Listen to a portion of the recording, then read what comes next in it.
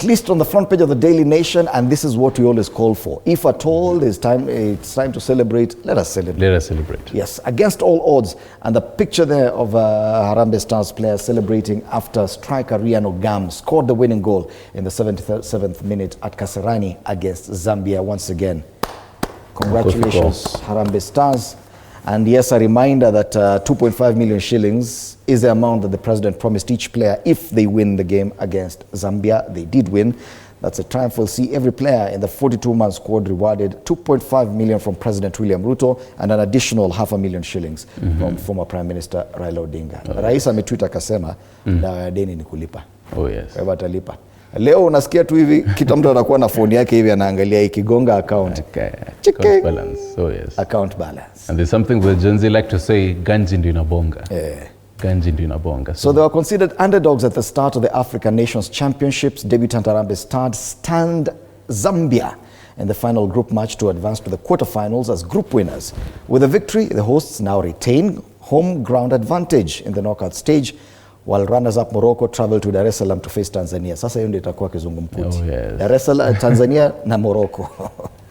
All right, other stories given prominence on the front page here. Varsity fees shocker. First-year students begin reporting to universities today amid protests over unclear fees structure, including mandatory charges of up to 50,000 shillings to secure admission. Even as a higher education loans board, allocations are yet to be disbursed. The other story, Treasury dragged into a fight for 60 billion shilling police salaries, bado wanangangana. Mambo ya mishahara ya askari polisi na Chief Justice Koome top judges off the hook. The Judicial Service Commission has dismissed petitions seeking the removal of all Supreme Court judges, including Chief Justice Martha Koome, citing lack of merit. That's a Daily Nation. On to the Standard, some scandalous headline today. Insurance rip-off. They say medical mirage for thousands of county workers across Kenya. Medical insurance cards are nothing more than worthless plastic. Despite billions paid in premiums, hospitals are rejecting patients, forcing families into debt or despair. A Standard investigation reveals how rogue officials, brokers, have turned health cover into a silent but deadly scam. Showing you this particular key figures, 33 billion Kenyan shillings what the government owes hospitals in unpaid claims, 32 billion additional arrears under Social Health Authority, that is SHA, 76 million amount paid by Isiolo to Jubilee Insurance out of the 120 million contract, 150 million amount paid by Bungoma to Karen District Insurance. There's also 134 million. This is paid by Baringo to Kenya Alliance and Fast Assurance, 172 million paid by Nyamira to Star Discovery Insurance, 7.6 million paid by Vihiga to Trident Insurance, and 350 million plus spent by Kilifi on medical scheme. Now this is very key, just as the whole of last week we were at the Devolution Conference and taking stock of what devolved units have done when it comes to implementing their roles in different sectors, health being very key. Now, seeing this particular headline just after the Devolution Conference is very worrying. Yes. Yes, indeed, matters devolution have much been discussed, but then again, there's that proposal that Raila Odinga made Yes. that education should be fully devolved. If at all they're mismanaging health for their own workers to this level, forget about even health services for the people. Should we have confidence in them running education, which is already in ICU? All right. Speaking of confidence, Harambee Stars beat Zambia to top group. We've definitely taken a look at that. And for more details, tune in from 8 to 9 a.m. for Monday Blitz. They'll be analyzing this with the whole gang on just how key Harambee Stars has for them. From the Standard, and I'm just looking at the back page of the Standard because I do have the physical copy there, and they say Kenya come out of group of death unscathed. You know, football yenyewe hatukuanga hapo. Kenya, we had 10 points in the group. Hey. Morocco 9. Morocco. Sio watu wengine Morocco. Zambia came out with nothing. 0 points after all those matches. At least Angola got 4 and DR Congo 6. But congratulations to their stars. That's the Standard. Yes. On the People Daily, it's do or die. That's a story about the plans. Today, The two broad-based government allies are going to hold a joint meeting today, which has been opposed by some members as they seek to put in place a formidable team ahead of 2027 polls. You see, this is very controversial that now Raila Odinga and a lot of people in ODM kept on saying we're not in government. But now today, they're going to have their very first joint parliamentary group meeting at State House, of course. So ODM MPs are now going to State House to sit down, and the irony of it, to sit down and listen to President William Ruto as their leader. And very many people are very excited. I know someone like Peter Kaluma, the MP, Homa Bay Town, is very excited and is always smiling when he talks about this. But there are some who say that, me, you'll never see me there. And one of them is SG of the party. Alisema mimi pictured above there. Siwezi enda. So let's wait and see if at all he'll be among those who will boycott this parliamentary group meeting. Yes. Meanwhile, he's also on the front page why ODM risks facing youth exodus ahead of next elections. And this, I think, is these are the most political headlines we've seen so far. Yes, true. Matters to do with ODM and their dalliance with the UDA and what it means for people like Edwin Sifuna, Caleb Amisi, and Babu Owino and others. If they stay away and they decide to move on with their Kenya Moja alliance, will they be chased out of this party? And what it means for the future of ODM. Yes. Hii ndio ile picha nilikuwa nakwambia ya bodaboda. As Uganda doubles its importation of bodabodas. PSCC. Actually, Uganda has tripled. Sisi hizi ndio picha tunaweka pale. State House pia. Photos, pledges, and the empowerment lies. There are claims, and this is on the story on page 6, that these were just photos and that very few people got them motorbikes. Even ndo wanasema, mimi sijui. Ama labda bado ziko service. Maybe waliambiwa zikaekae zote ziwekwe mafuta. Hazikuwa zimewekwa mafuta zote. That's the people daily. Kwenye gazeti la Taifa Leo sema Koome aponyoka, jaji mkuu apumua baada ya kesi iliyotishia kumng'oa mamlakani na majaji wenzake kutupwa nje na tume ya JSC.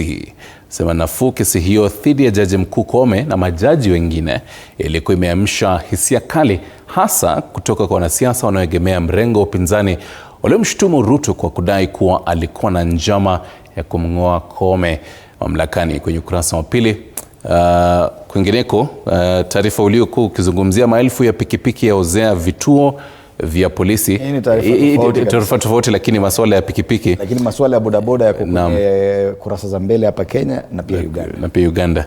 Sema wahudumu wengi wamezamishwa na madeni, wengine wakikosa riziki huku pikipiki zao zikizuiliwa na polisi.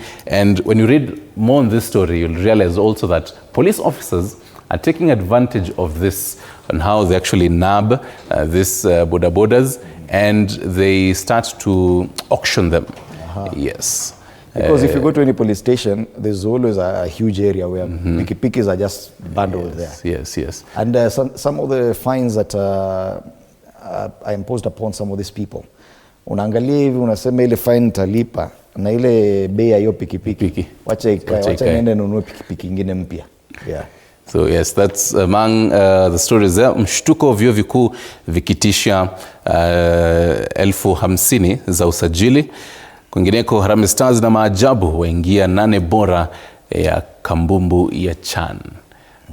Pale juu mrengo mpya wa Sifuna wadai umependwa kote. We'll be taking a look at how that will be panning out today. And also ODM UDA kutochiana viti uchaguzi mdogo ujao. You see now, because people are imagining, it's the same thing happening with the united opposition, that now because you're working together, then you really don't have to compete at the by-elections. Yes. So even ODM and UDA said, okay, fine, we are putting candidates everywhere. Even in Luo Nyanza, we go, areas like where the current CS for energy. And it's definitely going to be a curtain raiser for the 2027 elections and how this by-elections plays out, and it's going to be something we're going to be discussing as well. On Business Daily, that story that we told you about, something very interesting. Why a Adani partner sold his elite Runda school. Forget this. So listen 130 Kenyan shillings. Sunny Varkey, the Dubai-based GEMS, is it GEMS or GEMS?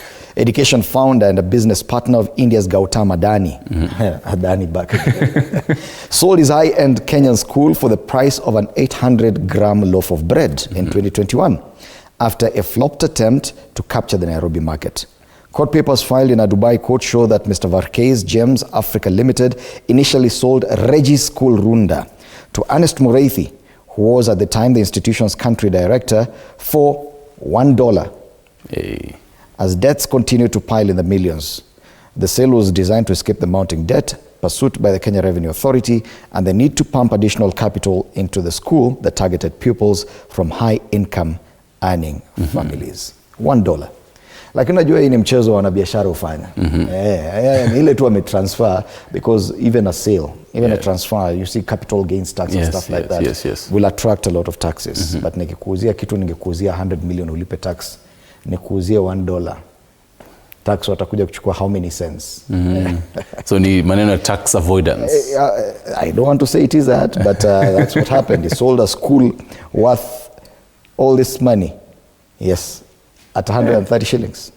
Ama labda ilikuwa Black November yake. Ile unapatanga something at throw praise. You can read a lot more on that story on page 2 of the Business Daily. It's one of those interesting stories. Something also, today the matters at transportation has really been given prominence on major papers. On the left strip of the Business Daily, they say state reinstates fuel subsidy on 4 billion Kenyan shillings collected from motorists. You can read that as well on that page. On the ticker, tumalizana na ticker, alafu sasa tuingie into matters Harambee Stars. They say NSSF eyes 1.6 billion Kenyan shillings loan for mega Kisumu housing complex. Ngineko, KCB retains some NBK shared clients in Access Bank sale. Matters biashara. Alafu kwa hiyo picha. Harambee Stars shoot for glory and millions. And it's commendable that all papers, I think even the Star, which you've not been able to look at least, it's only the People Daily that didn't have the Star on the front page. Because these are some of the news that we need to see. Yes. Media has been accused of being very negative.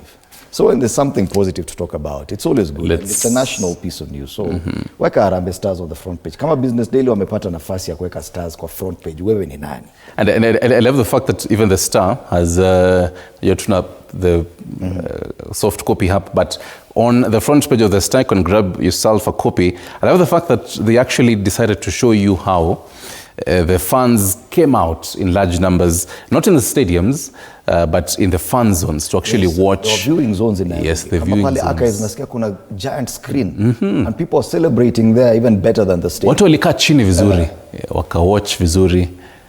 Wonderful scenes, wonderful scenes. Oh yes. Courtesy of Harambee Stars. Yes, just a reminder once again that this gentleman will be in studio. Kipruto Rapkirwa, Samuel Pogisio, and Kibe Mungai. They will be here in a few minutes, in about a minute or so. Yes. So tuangazie Karakachi.